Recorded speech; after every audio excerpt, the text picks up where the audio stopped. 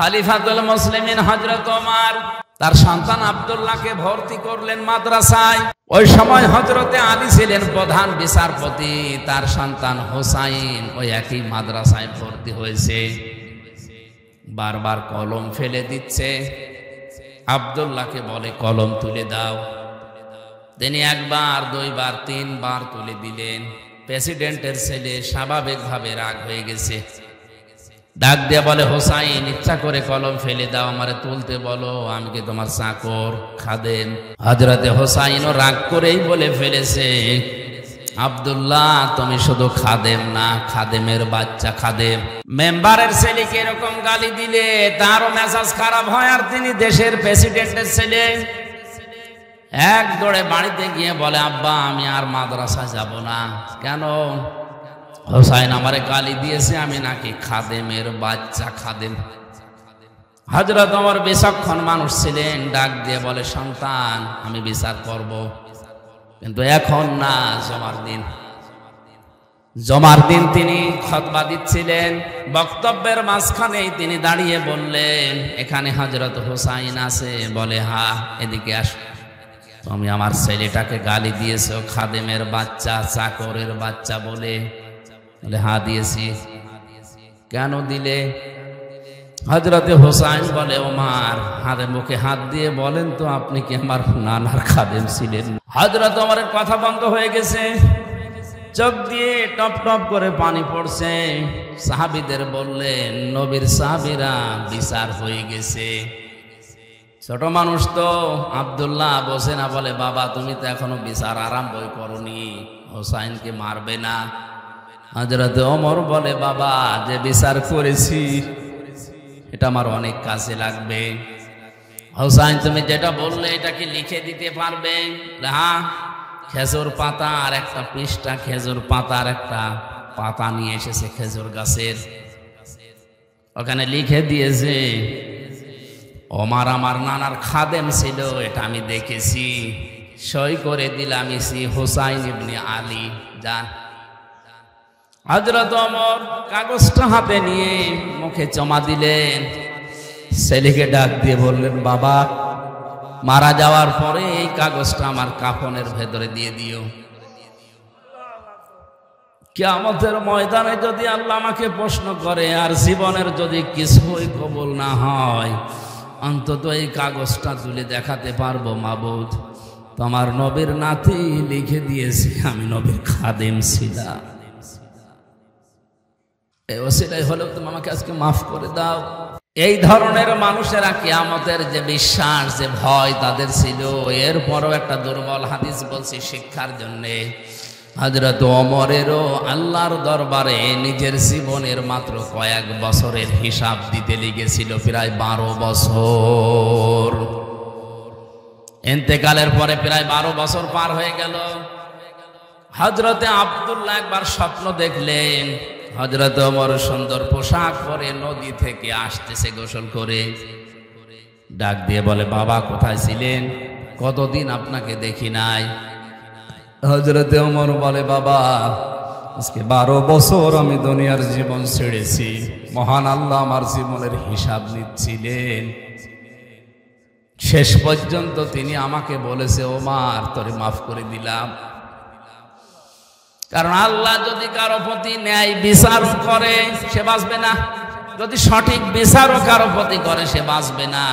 অন্যায় বিচার তো আল্লাহ করেই না, ন্যায় বিচার করলেও কেউ পার পাবে না। আল্লাহ যদি কাউকে বাঁচাতে চায় বলবে শেষে যে তা করে মাফ করে দিলাম। আল্লাহ যদি অবিচার করে এ কথা বিশ্বাস করবেন না, আল্লাহ অবিচার করেন। আল্লাহ যদি কারো উপরে ন্যায় বিচার করেন সে বাঁচবে না, সে ধরা খাবে। কথা বুঝতেছেন? আল্লাহ অবিচার, কথা বলেন না কেন? আল্লাহ অবিচার, ন্যায় বিচার করলে বাঁচার কোনো উপায়। আল্লাহর কাছ থেকে যদি কেউ বাঁচতে চায় একটা মাধ্যম আছে, যে আল্লাহ আমারে মাফ করে দাও। হযরত ওমর বলেন, আমারে শেষ পর্যন্ত আল্লাহ ডাক দিয়ে বলেন, ওমর তোরে মাফ করে দিলাম। ফেরেশতা আমারে নিয়ে গোসল করিয়ে জান্নাতের নহর থেকে এই যে সাদা পোশাক জান্নাতের এটা পরিয়ে আমাকে বলছে, যান আপনি জান্নাতে যান। ও কক্সবাজারবাসী, হযরত ওমরের যে জীবনী শুনলেন, আকাশের তারকার চাইতে যার নেকির কাজ জীবনে বেশি ছিল। কোন রাস্তা দিয়ে গেলে শয়তান পর্যন্ত 40 দিন ওই রাস্তায় যেতে ভয় পেত। এত বড় পাওয়ারফুল মানুষ নবীজি বলেন, একবার আমার স্ত্রীরা আমার কাছে এইটা দিন ঝগড়া করছিল। হযরতে আবু বকর আসলেন, স্ত্রীদের ঝগড়া থামে না। হযরতে ওসমান আলী এসেছে, তাদের ঝগড়া থামে না। হযরতে ওমর কিছুক্ষণ পরে বাইরে থেকে সালাম দিয়েছে, আসসালামু আলাইকা ইয়া রাসূলুল্লাহ। স্ত্রীরা বলছে, আপনি থাকেন, আমরা গেলাম। কারণ এখন যে লোকটা এসেছে এর মুখের আগে হাত চলে। হযরতে ওমরকে দেখে ওই দিন নবীজি বলেছিলেন, ওমর তুমি যে রাস্তা দিয়ে চলো ও রাস্তায় শয়তান পর্যন্ত চলে না। এই ধরনের মানুষ যদি কিয়ামত নিয়ে এই টেনশনে থাকে, আমাদের কি হয়েছে বলেন? নবীজিকে আদর্শ পাওয়ার জন্য কিয়ামতে জবাবদিহি করা লাগবে, এই টেন্ডেন্সি, এই বিশ্বাস আমাদের জন্ম দেওয়া লাগবে। এটা নেই এই জন্য আজ দুর্নীতি হয়, এইটা নেই এই জন্য আজ বেগম পাড়া তৈরি হয়, এইটা নেই এই জন্য আজ আমাদের অধিকারগুলো আমরা আদায় করতে পারি না। এটা যদি কোনো মানুষ 100 ভাগ বিশ্বাস করে যে আমার জবাব দেওয়া কিন্তু লাগবে, 2 দিন আগে 2 দিন পরে ওর জীবন এমনিতেই পাল্টিয়ে যাবে। মক্কার ওই মানুষগুলো তাদেরকে জোতা মেরে লাঠি মেরে মানুষকে হেদায়েত করেনি। নবীজি এই কিয়ামতে জবাব দেওয়া লাগবে এই কথাগুলো যখন তুলে ধরেছেন, ওই মানুষ যাদের বিবেক ছিল, বুদ্ধি ছিল, যাদের কপালে হেদায়েত ছিল, তারা এমনিতেই এই কথাগুলোর উপরে ঈমান এনে পাল্টিয়ে গেছে। আমি রাসূলুল্লাহকে আদর্শ পাওয়ার জন্য 3 নম্বরে বলেছিলাম, ওয়া যাকারাল্লাহা কাসীরা, যাদের জীবনে সব চাইতে বেশি জিকির থাকবে, আলোচনা থাকবে আল্লাহর। আল্লাহ কাসীরা দিয়েছেন, কলিলানে দেননি, আবার কাসীরুন দেননি, কাসীরা আছে। সব চাইতে বেশি তাদের মুখে, তাদের পরিবারে, সমাজে, রাষ্ট্রে, তাদের সব জায়গায় নাম থাকবে, আলোচনা থাকবে কার? কালিমাতুল্লাহি হিয়াল উলিয়া, আল্লাহর কালিমা তাদের উপরে থাকবে। আমার মনে হয় সংসদ ভবন থেকে শুরু করে আমাদের এই ইউনিয়ন পরিষদের অফিস পর্যন্ত সব জায়গায় আল্লাহু আকবার বড় করে লিখে রাখা দরকার, যেন দেখলে আল্লাহর নাম মনে হয়। কিন্তু এগুলো না দিয়ে এমন এমন জিনিস আমরা টাঙিয়ে রাখি, আল্লাহর নাম তো দূরের কথা, কার নাম মনে হয় আল্লাহ জানে। আল্লাহ রাব্বুল আলামিন বলেন, রাসূলুল্লাহকে যারা আদর্শ হিসাবে এই 3টা গুণ অর্জন করে পাবে, বিশ্ব নবী মুহাম্মদুর রাসূলুল্লাহ রাসূলুল্লাহ হওয়ার পর থেকে আতঙ্কে ছিলেন। কিসে ছিলেন বলেন বলেন? 1 থেকে 40 বছর তার সমস্যা হয়নি। 40 থেকে 63, 23 বছরে 82 বার তাকে ডাইরেক্ট হত্যা করার জন্য ইহুদিরা চেষ্টা চালিয়েছে। শুধু চেষ্টায় চালিয়ে শেষ করে দেয়নি, মরণের পরেও তার লাশ পর্যন্ত চুরি করার জন্য তারা ব্যস্ত ছিল। এজন্য ওই 23 বছর রাসূলুল্লাহকে যারা মেনে নিয়েছে তারাও বিপদে পড়েছে। কিন্তু 1 থেকে 40 যারা ওই সময় মেনেছিল, তার সাথে ছিল, তাদের কোনো বিপদ হয়নি। এমনকি পুরো আরব জাহানে তাদের একটা শত্রুও ছিল না। আর রাহিকুল মাখতুম, এই ঐতিহাসিক সিরাত গ্রন্থে আপনি দেখবেন 1 থেকে 40 বছর পর্যন্ত নবীজির পেছনে মানুষ ছিল না, তা না ছিল। কারণ হেলফুল ফজল যেদিন গঠন করেন তার সাথে ওই এলাকার যুবকেরা অনেকেই যোগ দিয়েছিল। সামাজিক উন্নয়নমূলক অনেক কাজ তিনি এই সংগঠনের মাধ্যমে এলাকায় করতেন। কিন্তু দুঃখজনক হলেও সত্য, একটা শত্রু তার ওই সময়ের ভেতরে তৈরি হয়নি। একই মানুষ 40 বছরে কোরআনে কারিমটা হাতে পাওয়ার পরে যতদিন এইটা তার কাছে ছিল ততদিন তার শত্রুর অভাব ছিল না। এই জন্য আমরা যদি কেউ বলি আমি নবীওয়ালা কাজ করি না, আপনি মোহাম্মদ ইবনে আব্দুল্লাহর কাজ করেন, এই জন্য আপনার সমস্যা হয় না। কেউ যদি রাসূলুল্লাহর কাজ আরম্ভ করে, রাসূলুল্লাহর যেভাবে আরম্ভ হয়েছিল 3 বছর তিনিও জেলে ছিলেন, আপনারও থাকা লাগতে পারে।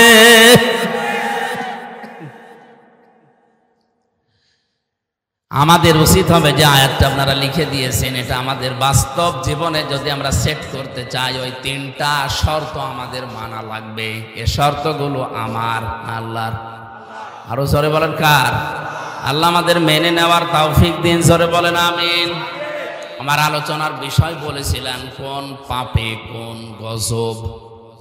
জবান খুলে কোরআনের এই সোনালী আয়াত সূরা রুম 41 নম্বর আয়াতটা পড়েছি, পড়েন। আউযু বিল্লাহি মিনাশ শাইতানির রাজিম, বিসমিল্লাহির রহমানির রহিম।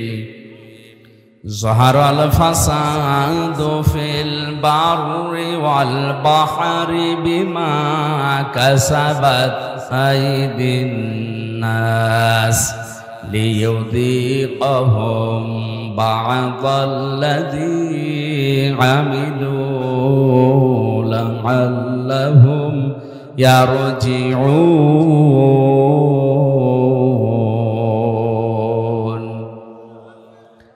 আল্লাহ রাব্বুল আলামিন বলেন, জলে স্থলে যে বিপর্যয়, যে অশান্তিগুলো, যে গজবগুলো দেখতে পাও, এগুলো আমি একটাও দিতে চাই না। এগুলো সব তোমাদের হাতের পাপ, কামাই করা ফসল। আমি কেন এগুলো দেই মাঝে মাঝে জানো? অতিবৃষ্টি, অনাবৃষ্টি, মাঝে মাঝে এ জমিনকে ঝাঁকুনি দেয়, আমরা যেটা ভূমিকম্প বলে শুনি।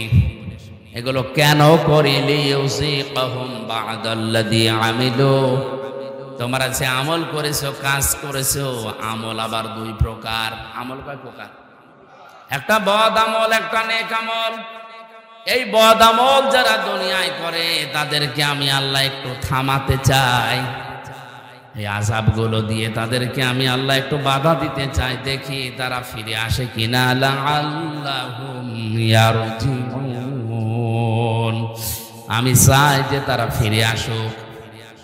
কপাল পোড়া মানুষ আমরা, মাঝে মাঝে এগুলো আমাদের সামনে আসতেছে, এগুলো দেখার পরও আমরা ফিরে আসা দূরের কথা, আমাদের বিদ্যা আরো বাড়ে। সূরা সূরার ভেতরে আল্লাহ জানিয়েছেন, এটা 29 নম্বর আয়াতে আছে, ওমা সাবাকুম মিন মুসিবাতিন ফাবিমা কাসাবাত আইদিকুম ওয়া ইয়াফু আন কাসীর। তোমরা যত অন্যায় করো, পাপ করো, সব পাপের শাস্তি যদি আমি আল্লাহ দেই, শ্বাস ফেলার সময় তোমরা পেতে না। আমি আল্লাহ অধিকাংশগুলোই মাফ করে দেই, কিছু পাপের শাস্তি দুনিয়ায় পাঠাই যেন তোমরা আমি আল্লাহর দিকে ফিরে আসতে পারো। বাংলার মুসলমানেরা আজকে আমি কয়েকটা পয়েন্টের উপরে সাজিয়েছি। আমি দেখতে চাই এই পাপগুলো যদি বাংলাদেশে হয়, ওগুলোর জন্য আপনি যতই দোয়া দরুদ পড়েন, তাবিজ কবজ গলায় দেন, থামাতে পারবেন না। আল্লাহর শাস্তি ওটা ছেড়ে দেওয়া। কোরআনে কারিমে সূরা আনকাবুত আয়াত নাম্বার 40-41, ফাকুল্লান আখাযনা বিযামবিহি ফামিনহুম মান আরসালনা আলাইহি হাসিবা ওয়া মিনহুম মান আখাযাতুহুস সাইহাতু ওয়া মিনহুম মান খাসাফনা বিহিল আরদা ওয়া মিনহুম মান আগরাকনা ওমা কানাল্লাহু লিয়াযলিমাহুম ওয়ালাকিন কানু আনফুসাহুম ইয়াযলিমুন। সুবহানাল্লাহ আলহামদুলিল্লাহ লা ইলাহা ইল্লাল্লাহ সুবহানাল্লাহ আলহামদুলিল্লাহ। কি হলো, জিকির জোরে করেন। সুবহানাল্লাহ আলহামদুলিল্লাহ লা ইলাহা ইল্লাল্লাহ লা ইলাহা ইল্লাল্লাহ মুহাম্মাদুর রাসূলুল্লাহ। আয়াত বুঝতে কষ্ট হচ্ছে? আল্লাহ রাব্বুল আলামিন বলেন, যুগে যুগে বহু মানুষকে আমি তাদের পাপের জন্য পাকড়াও করেছিলাম। কাউকে আমি ঝঞ্ঝা নামক বৃষ্টি দিয়ে, পাথরের বৃষ্টি দিয়ে, কাউকে ডুবিয়ে, কাউকে পানি দিয়ে, জলোচ্ছ্বাস দিয়ে দুনিয়া থেকে আমি তাদেরকে বিদায় করে দিয়েছি। কাউকে জমিনের ভেতরে গেড়ে দিয়েছি। আমি কারো ওপরে আল্লাহ জুলুম করি না, মানুষ নিজেরাই নিজেদের ওপরে জুলুম করে। কথা বলেন ঠিক কিনা? আমি প্রথম বলেছিলাম আল্লাহর বিচার ব্যবস্থা 3 প্রকার। 1 নম্বরে আল্লাহ জুলুম, এক কথা বলে না কেন? 2 নম্বরে আল্লাহ ন্যায় বিচার করলে কেউ বাঁচবে। 3 নম্বরে কেউ বাঁচতে চাইলে আল্লাহর রহমত। এজন্য আল্লাহ অবিচার করেন না। 2 নম্বরে আমার আল্লাহ ন্যায় বিচার করলে কেউ বাঁচতে পারবে না। 3 নম্বরে কেউ বাঁচতে চাইলে আল্লাহর ক্ষমা পাওয়া লাগবে। যে সমস্ত পাপের জন্য আল্লাহ তাদেরকে ধরেছিলেন, দেখি ওই পাপগুলো এখন বাংলাদেশে আছে কিনা। আল্লাহ রাব্বুল আলামিন বলেন, ওয়াইলা মাদিয়ানা আখাহুম শুআইবা ক্বালা ইয়া কওমি ইবুদুল্লাহা মা লাকুম মিন ইলাহিন গায়রু ক্বাদ জাআতকুম বায়্যিনাতুম মির রাব্বিকুম ফাআউফুল কাইলা ওয়াল মিজানা ওয়ালা তাবখাসুন নাসা আশিয়াআহুম ওয়ালা তুফসিদু ফিল আরদি বা'দা ইসলাহিহা যালিকুম খায়রুল লাকুম ইন কুনতুম মুমিনিন। আল্লাহু আকবার। আমি শুআইবকে পাঠিয়েছিলাম মাদিয়ান শহরে তার ভাইদের কাছে। এ কোরআনে অনেকগুলো নবীর দাওয়াতি সিস্টেম দেওয়া আছে। তারা দাওয়াত দিত এই কায়দায়, এই পদ্ধতিতে। এখানে শুআইব আলাইহিস সালামের নাম দিয়ে আল্লাহ কিছু শিক্ষা দিতে চেয়েছেন। একটু ভালো করে শুনুন। হযরতে শুআইব আলাইহিস সালামকে মাদায়েন শহরে তার ভাইদের কাছে আল্লাহ পাঠিয়ে বললেন, তুমি দাওয়াত দাও, হে আমার জাতির লোকেরা, আল্লাহ বাদে কোনো মাবুদ নেই, ইলাহ নেই, ইবাদত পাওয়ার যোগ্যতা কারো নেই। আমরা যারা সত্যি নবীদের উত্তরসূরি দাবি করছি, আল্লাহর কসম আমরাও কিন্তু এই কথাই আপনার কাছে বলছি।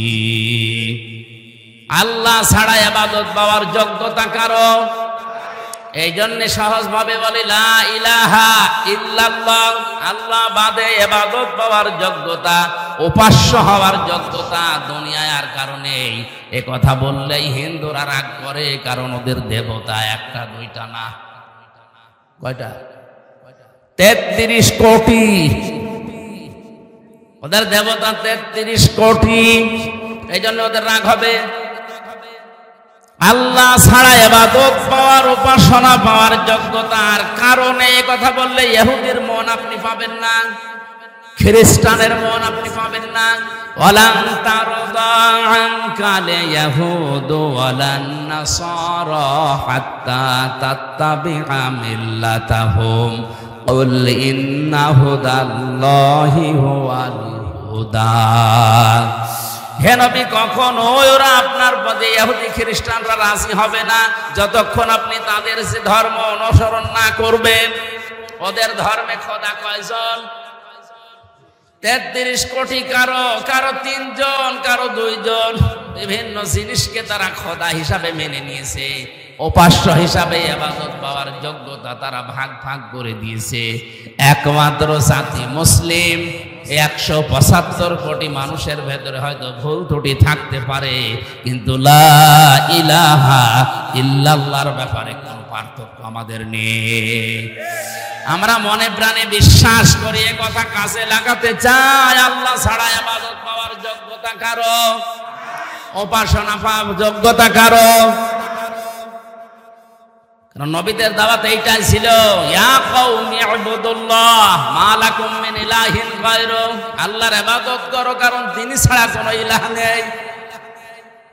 এরপরেই হযরতে শুআয়ব আলাইহিস সালাম তার জাতির লোকের কাছে যেই মেসেজটা দিয়েছেন, নবীদের দাওয়াতি পদ্ধতি আপনাকে আমি বলছি, ক্বাদ জাআতকুম বাইয়িনাতুম মির রাব্বিকুম, অবশ্যই তোমাদের রবের পক্ষ থেকে তোমাদের কাছে স্পষ্ট দলিল প্রমাণ নিয়ম নীতি আইন কানুন এসেছে।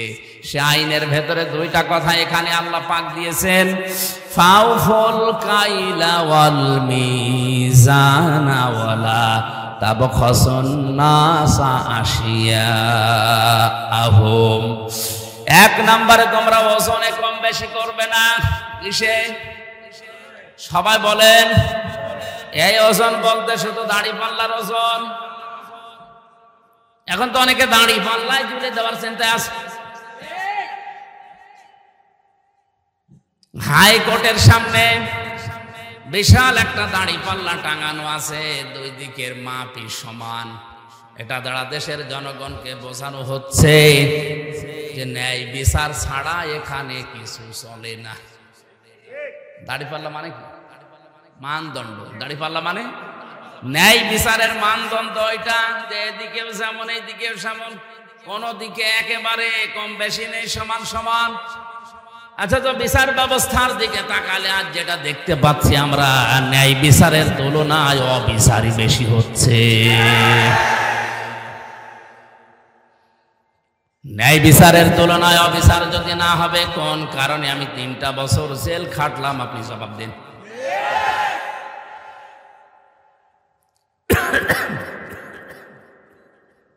হযরতে শুআয়ব ডাক দিয়ে বলেছিলেন, আমার জাতির লোকেরা তোমরা এই পাপটা ছেড়ে দাও, ওজনে কম বেশি করবা না।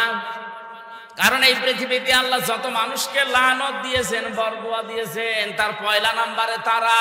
ওয়াইলুল লিল মুতাফফিফিন আল্লাযীনা ইযা তালু আলান নাসি ইস্তাওফুন ওয়া ইযা কালুহুম আও ওয়াসানুহুম ইখসিরুন। ধ্বংস হয়ে যাক, বরবাদ হয়ে যাক, আমি আল্লাহর লানত ওই মানুষগুলোর উপরে যারা ওজনে কম বেশি করে। কিসে? বলেন বলেন। এই ওজন বলতে যারা দোকানদার তারা না, এই যে এইটাও এইটাও, এই যে মঞ্চটা, এই যে মেম্বারটা, এটা হক কথা বলার জায়গা। এখানে বসে যারা সঠিক কথাগুলো বলতে চায় না, প্রাইমারি স্কুল থেকে বিশ্ববিদ্যালয় পর্যন্ত যারা শিক্ষকতা করছেন, এটা যেহেতু রেকর্ড হচ্ছে, কালকেই তামাম দুনিয়ায় ছড়াবে। আমার বিশ্ববিদ্যালয়ের স্যাররা অনেকে মন খারাপ করে, আমি জানি। আল্লাহর কসম, শিক্ষক যারা আমার মাথার তাজ, আপনাদেরকে আমি ভালোবাসি। আমি কোরআন আপনাদের কাছেই পড়েছি, যতটুকু আমি বুঝেছি। আপনারা ওইভাবে বুঝেন না কেন? প্রাইমারি থেকে বিশ্ববিদ্যালয় স্যার পর্যন্ত যে যতটুকু পেয়েছে, ওজনে কম বেশি করা মানে নেওয়ার সময় বেশি নেয়, দেওয়ার সময়। এদের প্রতি লানত কার? এই কথা বলা লাগবে, লানত কার? বিশ্ববিদ্যালয়ে স্যার হওয়ার জন্য কত জ্ঞান লাগে, এটা আমি নিজে অনার্স মাস্টার্স করতে গিয়ে দেখেছি। একজন ডক্টর 45 থেকে 50 মিনিটের একটা ক্লাস নেয়, কমপক্ষে 40-50টা বইয়ের রেফারেন্স তার দেওয়া লাগে। কারণ সামনে যারা বসে আছে ওরা গরু ছাগল না, সব মেধাবী। বিশ্ববিদ্যালয়ে গরু ছাগল চান্স পায়। বাংলাদেশের মেধা যাদের বেশি, তারাই ওখানে যায়। আর তাদের সামনে বসে 40-45 মিনিট আপনি বক্তব্য দেবেন, সলিমদ্দি কলিমদ্দির মতো না, কোনো কনসার্ট না, এক টান দিয়ে দিলাম, একটা দুলিয়ে দিলাম, হয়ে গেল না। অন্তত বিশ্ববিদ্যালয়ে যারা ক্লাসের মতো ক্লাস নেয় তাদের 40-50টা বইয়ের রেফারেন্স দেওয়া লাগে। কারণ আমরা জানি ভার্সিটিতে কোনো বই ওইভাবে নেই। স্যারদের লেকচারগুলো থেকে লাইব্রেরিতে হাজার হাজার বই আছে, ওখান থেকে বাছাই করে প্রশ্নের উত্তর তৈরি করা লাগে। এই যে স্যাররা এই পর্যায়ে যেতে তাদের কত মেহনত করা লেগেছে, তারাও তাদের শিক্ষকের কাছ থেকে কত কিছু পেয়েছে। নেওয়ার সময় তারা তো ঠিক মতোই নিয়েছে, কিন্তু দেওয়ার সময় অধিকাংশ স্যাররা আমাদেরকে ওইভাবে দিতে চায় না। আজ প্রাইমারি থেকে আপনি দেখান, মাদ্রাসা বলেন, স্কুল বলেন, কলেজ বলেন, ভার্সিটি বলেন, সব জায়গায় ক্লাসে 45 মিনিটে যেটা দেওয়ার কথা ওইটা ঠিক মতো দেয় না, বলে প্রাইভেট করা, কোচিং করা লাগবে। এই যে আপনি নেওয়ার সময় ঠিক মতো নিয়েছিলেন, দেওয়ার সময় ঠিক মতো দিলেন না, এইটাই ওয়াইলুল লিল মুতাফফিফিন। আপনি তো নেওয়ার সময় ঠিক মতোই নিয়েছিলেন, যদি ওইভাবে দিতেন আমার আর প্রাইভেট পড়া লাগতো না, কোচিং করা লাগতো না। বেশি বলে ফেললাম। এইটাই চলছে অধিকাংশ ভার্সিটির স্যাররা, এই রাজশাহী বলেন, কুষ্টিয়া বলেন, বরিশাল বলেন, চট্টগ্রাম বলেন, এই সমস্ত জায়গা থেকে ঢাকায় যে প্রাইভেট ভার্সিটিতে ক্লাস নেয়। সরকার আপনারা যেখানে রেখেছে এই জায়গায় আপনি যতগুলো টুকু পেয়েছিলেন ওইটা ডেলিভারি দিতে পারেন না। হযরতে শুআয়ব নবী এই কথা তার জাতির কাছে বললেন যে তোমরা ওজনে কম বেশি করবা না। আলা তাবখাসুন নাসা আশিয়া, এক একটা শব্দের ভেতরে লক্ষ লক্ষ কথা এরকম পয়েন্ট আকারে আছে, যত টানবেন তত বের হবে। আমার শরীরের দিকে, গলার দিকে, আরে ঘড়ির দিকে তাকে আমি খুব তাড়াতাড়ি করছি। ওয়ালা তাবখাসুন নাসা আশিয়াহুম ওয়ালা তুফসিদু ফিল আরদি বা'দা ইসলাহিহা।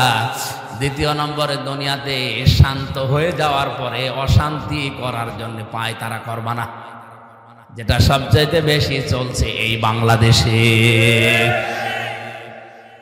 যালিকুম খায়রুল লাকুম, এইটাই ভালো কাজ। ইন কুনতুম মুমিনিন, যদি মুমিন বলে দাবি করে থাকো, ওজনে কম বেশি করা আজকে থেকেই বন্ধ করা লাগবে। এই ওজনে কম বেশি মানে খাদ্যে ভেজাল দেওয়া আছে, এই কথা বলেন না কেন? আজ হাজারো মানুষ নিজের সন্তান, নিজের বউ, নিজের মা যেগুলো খাবে ওগুলোতে ফরমালিন দেয় না, বিষও দেয় না, ঔষধও দেয় না, ওগুলো দেয় শুধু তাদের যেগুলো অন্যরা খাবে। যারা ফরমালিন দিচ্ছেন, বিষ দিচ্ছেন, ঔষধ দিচ্ছেন, এগুলোর কারণে যে ফলগুলো তরতাজা দেখতে মনে হয়, ধোঁকা খেয়ে আমাদের মতো মানুষ আমরা কিনে নিয়ে আসি, আমাদের কিডনি নষ্ট হয়ে যায়। এক কথা বলেন, এগুলো যারা করছেন ওই ব্যবসায়ীরা, আপনার দ্বারা আমার কিডনি, আমার হার্ট, আমার মস্তিষ্ক নষ্ট হয়ে যাচ্ছে, আপনি মানুষ হত্যা করার গুনাহ কামাই করছেন। আপনার উপরে আল্লাহর লানত, আল্লাহর বরদোয়া। ও বাংলার মুসলমানেরা, আল্লাহ যদি কাউকে বরদোয়া দেয়, বলেন ওরে কে আর বাঁচাবে? মানে এই মুহূর্ত থেকে ওজনে কম বেশি করা, খাদ্যে ভেজাল দেওয়া বন্ধ করা লাগবে। দুনিয়া বেশ শান্ত হয়ে যাওয়ার পরে অশান্তি তৈরি করার জন্য পায়তারা করবেন না, যদি মুমিন বলে দাবি করেন। এরপরে আরো 2টা কথা তিনি বলেছিলেন, নাকি শেষ করে দেব? ওয়ালা তাকউদু বিকুল্লি সিরাতিন তুইদুনা ওয়া তাসুদ্দুনা আন সাবিলিল্লাহ মান আমানা বিহি ওয়া তাবগুনাহা ইওয়াজা ওয়াযকুরু ইয কুনতুম কলিলান ফাকাসসারাকুম ওয়ানজুরু কাইফা কানা আকিবাতুল মুফসিদিন। আরেকটু খেয়াল করেন, আল্লাহ তাআলা বলেন তাদের আরেকটা অপরাধ ছিল, ওয়ালা তাকউদু সিরাত তাকউদু বিকুল্লি সিরাতিন তুইদুনা। ওরা মানুষকে ধরার জন্য বিভিন্ন রাস্তায় বসে থাকতো ওত পেতে। আজ বাংলাদেশে এই গোনাটাই 15 বছরে সবচাইতে বেশি বেড়েছে। ওত পেতে থাকে, কখন কারে ধরিয়ে দেওয়া যায়। এ জেলায় মনে হয় এখনো শুরু হয়নি। হয়তো একটু পাড়াপতি হিসাবে রাগারাগি হয়েছে, ঝগড়া হয়েছে, রাজনৈতিক একটা সিল লাগিয়ে তারা গোপনে ধরিয়ে দেওয়ার জন্য থানায় উনি আগে 10,000 টাকা দিয়ে এসেছে যে অমুককে ধরে নিয়ে আসো। উনি ধরে নিয়ে যায়, নিজে আবার ছাড়ায়। মাঝখান থেকে লোকটার প্রায় 50,000 টাকা আল্লাহর ওলি খেয়ে ফেলেছে। আমি এটা একটু বেশি বলে ফেললাম।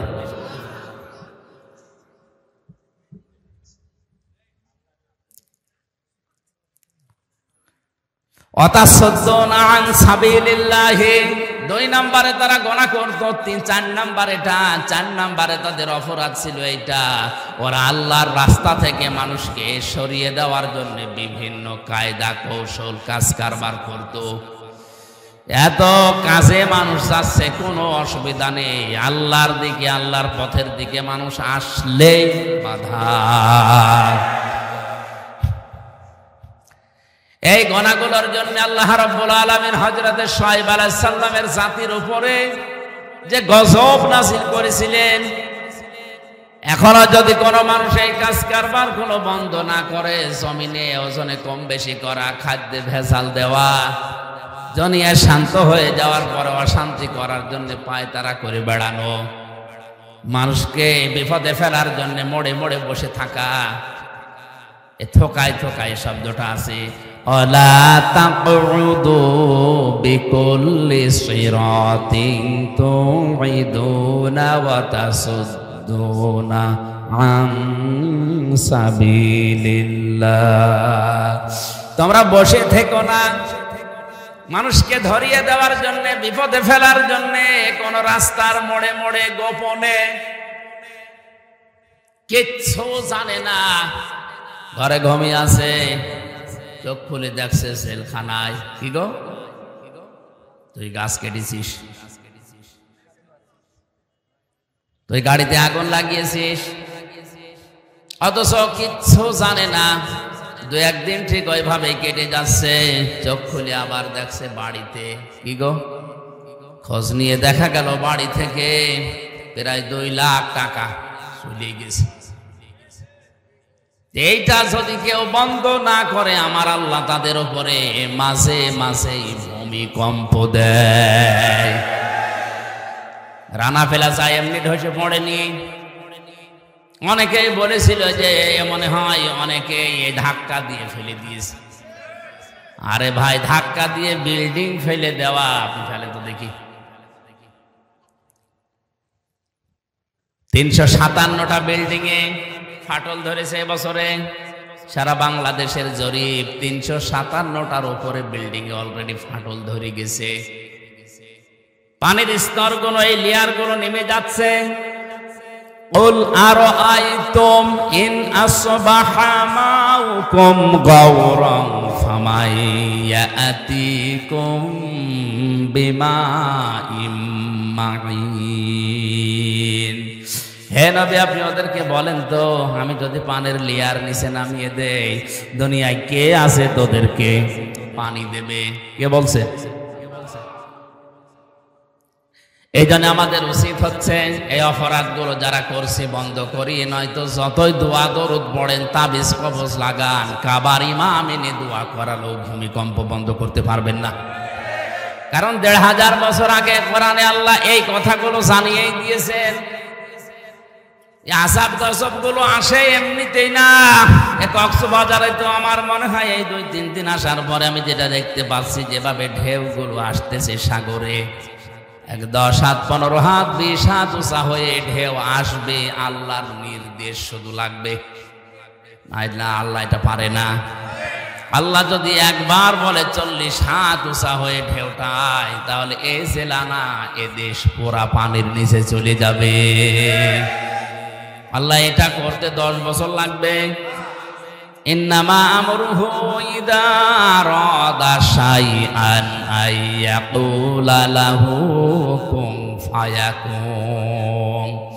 আল্লাহ পাক বলেন, আমি যখন কোনো কাজের আদেশ করি তখন কিছুই লাগে না, শুধু কোন বলি, ফায়াকুন, এটা হতে 1 সেকেন্ডও সময় লাগে না। এজন্য আমাদের উচিত আমাদের পাপের কাজগুলো ছেড়ে দেওয়া, থেমে যাওয়া। আমি মুসলিম শরীফ থেকে একটা হাদিস আসার সময় পড়ছিলাম, 6 প্রকার নারীকে আল্লাহ জাহান্নামে দেবে বলে ঘোষণা দিয়েছে। কয় প্রকার? মা বোন যারা এসেছেন খুব ভালো করে শুনবেন, মোবাইল থাকলে সেভ করে নিন। এই 6 প্রকারের ভেতরে যদি আপনি 1 প্রকারেও পড়ে যান, আপনার নামাজ, রোজা, বোরকা পরা সব মাঠে মারা যাবে, আপনি জাহান্নামে। 1 নম্বরে যাদের মাথার চুল খোলা থাকে স্বামী বাদ দিয়ে অন্য কারোর জন্য, এরকম মেয়ে লোকে দেশে এখন আর নেই। যে হোটেলে আসি আল্লাহর ওলিরা সব ওই হোটেলে উঠেছে। একজন মেয়ে লোক যদি চুল খুলে রাখে, শুধুমাত্র খুলে রাখতে পারবে তার স্বামীর জন্য, স্বামী বাদে পৃথিবীতে কারো জন্য মেয়ে লোকের চুল খুলে রাখা জায়েজ নেই, এমনকি বাবাকেও চুল খুলে দেখানো জায়েজ নেই। এক কথা বুঝতেছেন? একজন মেয়ে লোকের চুল যত তার স্বামী দেখবে, তার চোখের পাওয়ার বাড়বে, তত সওয়াব বেশি পাবে ওই মেয়েটা। এমনকি আল্লাহর নবী জানিয়েছেন, কোন স্বামী যদি স্ত্রীর মাথায় হাত বুলিয়ে দেয়, যতগুলো চুল পড়বে অতগুলো সওয়াব হবে। আর অন্য যত মানুষ এই চুল দেখবে, অতগুলো সাপ আল্লাহ বানিয়ে কবরে পাঠাবে। চুল ওরা দেখায় স্বামীকে না, পরপুরুষকে বেশি। এই জন্য যেই মহিলার মাথার চুল খোলা থাকবে স্বামী বাদ দিয়ে অন্য কারো জন্যে, সে জাহান্নামী। 2 নম্বরে স্বামীকে যেই মহিলা সম্মান করে না। 3 নম্বরে স্বামীকে বাদ দিয়ে দেবর, ননদ বা অন্য কারো সাথে যারা হাসি তামাশায় লিপ্ত থাকে বেশি সময়, স্বামীর কাছে আসলে মুখ গোমরা হয়ে থাকে। আর যদি দেবর পায়, স্বামী গিয়েছে ঘাস কাটতে, বাগে ধরে খাক, আমার দেওরা বেশি থাক। একটা কবিতা এরকম পড়েছিলাম কোথায় যেন, স্বামী ঘাস কাটতে গেছে মাঠে, ওরে বাগে ধরে খেয়ে ফেলো, আমার দেওরা বেশি থাক। স্বামী বাদ দিয়ে অন্যের সাথে যদি কেউ হাসি তামাশা করে, মজাক করে, ইয়ারকি আড্ডা করে, মহিলা জাহান্নামী। 4 নম্বরে যে মহিলা অপবিত্রতা থেকে পবিত্রতার খবর রাখে না, যে হক আছে ওর মনেও নেই। এই জন্য যখন শরীর অসুস্থ হবে, সুস্থ হওয়ার পর থেকে নিজেকে পরিষ্কার পরিচ্ছন্ন করে স্বামীর জন্য উপস্থাপন করা রাখবে। 5 নম্বরে মিথ্যা বলে, গীবত করে, এরপরে আবার কসম করে কথায় কথায়। মেয়েদের স্বভাব এটা বেশি, ওরা কিছু হলেই কসম কাটে। কসম যদিও কাটে, আবার ছেলের মাথায় হাত দিয়ে, স্বামীর মাথায় হাত দিয়ে কসম কাটে। এমনকি কাবা শরীফের ছবি টাঙানো বলে কাবার কসম। দুনিয়াতে একজনের নামে শুধু কসম কাটা যায় আছে, কে? হ্যাঁ বলেন বলেন। আমরা কসম কাটি বড় যে জিনিস, সে জিনিসের উপরে। এ দুনিয়ায় সবচাইতে বড় আল্লাহ। বলেন বলেন। আল্লাহ যখন কসম কাটেন, তখন কসম কাটেন ওই জিনিসের সাথে, যে জিনিসের সাথে আমাদের জীবনের সম্পর্ক আছে। আমাদের জীবনের সম্পর্ক আছে সময়ের সাথে। কিসের সময় আছে? জাহান্নামের হামজা আছে, সময় নেই, হামজার দাম। এখন যদি আমার সময় শেষ হয়ে যায়, আপনারাও আমাকে নামিয়ে দেবেন। আর আমার জীবনের সময় যদি শেষ হয়ে যায়, আমাকে মানুষ আর হামজা বলবে না, মরহুম হামজা বলবে। এজন্য মানুষের জীবন সংক্রান্ত কথাগুলো বলতে গিয়ে আল্লাহ জানিয়েছেন, ওয়ালা আসরি ইন্নাল ইনসানা লাফি খুসর। সময়ের কসম, জীবনের কসম, হায়াতের কসম, ইতিহাসের কসম। যেহেতু মানুষের হায়াত আছে, মানুষ আছে, জীবন আছে, মানুষ আছে, এগুলো না থাকলে মানুষের আর দাম থাকে না। এর সম্পর্ক মানুষের জীবনের সাথে রিলেটেড। এজন্য আল্লাহ মানুষের জীবন সংক্রান্ত কথা বলতে গিয়ে কসম দিয়েছেন হায়াতের, সময়ের। ধরে বলেন সুবহানাল্লাহ। আমরা যেহেতু কসম দিতে পারি শুধুমাত্র আল্লাহ ছাড়া কারো নামে না। মা বোন যারা এসেছেন কসম যদি কাটতেই হয় আল্লাহ নামে কাটবেন। তাছাড়া পৃথিবীর কোন পীর বাবার নামে, কোরআনের নামে, কাবা শরীফের নামে ছেলের মাথায় মেয়ের মাথায় হাত দিয়ে কসম কাটা জায়েজ নেই। 6 নম্বরে যারা অন্যের সুখ দেখে চলে,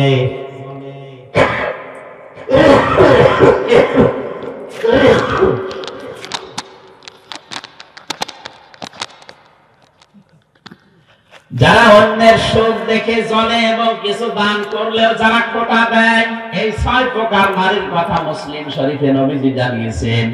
আশা করছি মা বোন যারা এসেছেন এই 6 প্রকারের কোন কিছু যদি আপনার ভেতরে থাকে আপনি এই মুহূর্তে নিজেকে পাল্টাবেন। আল্লাহ আমাদেরকে এই যে 4টা অপরাধের কথা বলেছিলাম, ওজনে কম বেশি করা, খাদ্যে ভেজাল দেওয়া, দুনিয়া শান্ত হয়ে যাওয়ার পরে অশান্তি তৈরি করা, মানুষকে বিপদে ফেলার জন্য প্রত্যেকে থাকা, আর আল্লাহর রাস্তা থেকে মানুষকে ফেরানোর জন্য চেষ্টা চালানো, এই গোনাগুলো থেকে যদি আল্লাহ আমাদেরকে না বাঁচান, আমরা যদি চেষ্টা না করি ভূমিকম্পের মতো এই জিনিস আবার আসবে। আল্লাহ আমাদেরকে একটা মানার তৌফিক দেন। আমিন। বারাকাল্লাহু লানা ওয়া লাকুম ফিল কোরআনিল আযীম। সভাপতি সাহেবের অনুমতি নিচ্ছি, আমার শরীর খারাপ, দোয়া করে দিলাম। আল্লাহুম্মা আমিন। রব্বানা যালামনা আনফুসানা ওয়া ইল্লাম তাগফির লানা ওয়া তারহামনা লানাকুনান্না মিনাল খাসিরিন। রব্বুল আলামিন, কক্সবাজার জেলার এই মাহফিলটার দিকে তাকাও। হাজার হাজার বান্দা বান্দি এই প্রচন্ড শীতের ভেতরে তারা কষ্ট করে শুনেছে। আল্লাহ তাআলা মেহেরবানি করে মানুষগুলোকে তুমি মাফ করে দাও। সওয়াবগুলো আমাদের নবীজির রওজায় পৌঁছিয়ে